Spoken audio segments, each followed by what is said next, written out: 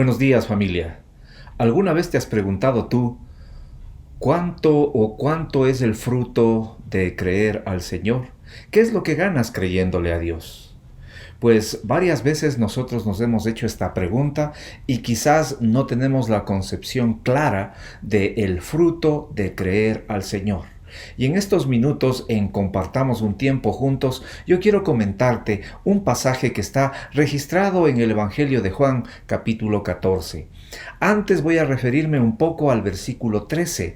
Específicamente, al final del versículo 13, el Señor Jesús le anticipa a Pedro que le iba a negar 3 veces. Como que se adelanta a la jugada el Señor y anticipa a Pedro lo que iba a suceder, pero también eso fue hecho delante de los discípulos, de tal manera que los discípulos se quedaron asustados sin saber lo que pasaba. Entonces, con este antecedente, yo puedo comentarles lo que dice en Juan capítulo 14. No dejen que el corazón se les llene de angustia, confíen en Dios y confíen también en mí. En el hogar de mi Padre hay lugar más que suficiente. Si no fuera así, ¿acaso les habría dicho que voy a prepararles un lugar? Miren ustedes, estaba la gente confundida, los discípulos del Señor estaban angustiados y no sabían qué hacer. Y les decía tranquilos, en otras palabras, todos vamos a ir al cielo, ¿acaso no confían en mí? Hay lugar suficiente en el lugar a donde voy, porque el Padre de los cielos ha hecho lugar para todos nosotros. Voy a leer el versículo 3 y dice: cuando todo esté listo volveré para llevarlos, para que siempre estén conmigo donde yo estoy. Y ustedes conocen el camino que lleva a donde voy. Es decir, les estaba anticipando su muerte y su resurrección, la ascensión al cielo y decir, nosotros estamos aquí listos para preparar el camino. El versículo 5 dice: no, Señor, no le conocemos, dijo Tomás. No tenemos ni idea a dónde vas. ¿Cómo vamos a conocer el camino? Claro, estaban totalmente confundidos. Quizás estaban diciéndole que la vida o el espacio donde Pedro había negado iban a tener todos al ser rechazados como discípulos del Señor. Y Tomás, creo yo, el más valiente de todos, le dijo: Señor, no conocemos el camino por donde vas, no sabemos a dónde ir, no sabemos qué pasará en nuestro futuro. En otras palabras, porque recuerdas, en aquel tiempo estaban perseguidos. Todas las personas de esa sociedad no estaban siguiendo a Jesús, seguían a los fariseos. Y Jesús vino a mover el piso a todo el mundo, de tal manera que los seguidores de Jesús, en ciertos momentos, como en este caso, creo yo que su fe comenzaba a disminuir. Y le preguntan al Señor: ¿cuál es el camino? ¿A dónde vamos? Desconocemos todo eso. Versículo 6. Jesús les responde lo siguiente: yo soy el camino, la verdad y la vida. Nadie puede ir al Padre si no es por medio de mí. Si ustedes realmente me conocieran, también sabrían quién es mi Padre. De ahora en adelante ya lo conocen y lo han visto. Al decir eso, el Señor Jesucristo les estaba diciendo: no se preocupen, si me ven a mí, ven al Padre, síganme a mí, yo soy el camino, yo soy la alternativa que ustedes tienen, he estado con ustedes mucho tiempo, les he discipulado, pues solamente tienen que seguirme. Sigo con la historia un poco más adelante y dicen: ¿acaso no crees que yo estoy en el Padre y el Padre está en mí? Las palabras que yo digo no son más que de mi Padre, quien vive en mí, hace su obra por medio de mí. O sea, todo lo que el Señor Jesucristo hacía era por disposición del Padre de los cielos. Y les estaba diciendo: miren, lo que yo digo es lo que el Padre me ha dicho que yo repita.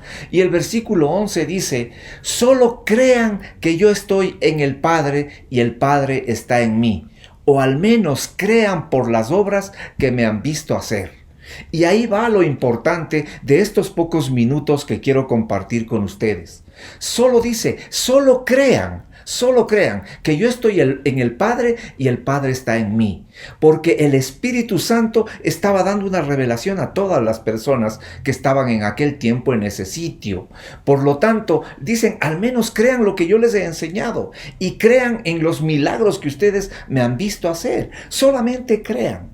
Obviamente, el creer tiene un precio grande que hay que pagar. Lo que nuestros ojos no ven, tenemos que pasarlo al lado de la fe.